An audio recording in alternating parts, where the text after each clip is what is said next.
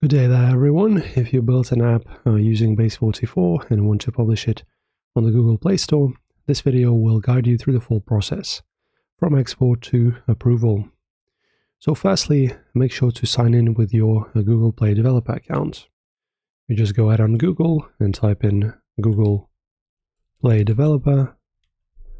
There you go. You go to the console and in here make sure that you are signed in. After that, guys, let's continue. You can also create a Google Play developer account if you don't have one. This requires a one-time $25 fee.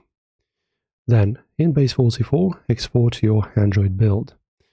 For this, you just log in, of course, scroll down. For example, in your recent apps, you choose the app, for example, this one, FitForge, that I have. And in here, we need to download the AAB file. So Google Play requires AAB, not the APK.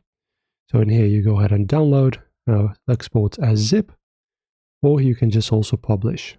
Then in Google Play console, make sure to click Create App. You go to the console and in here, create your app. Then after that, you go to production and then create new release. Upload the AAB file from BASE44. And then, of course, you will need to complete a store listing. So the listing requires the following details.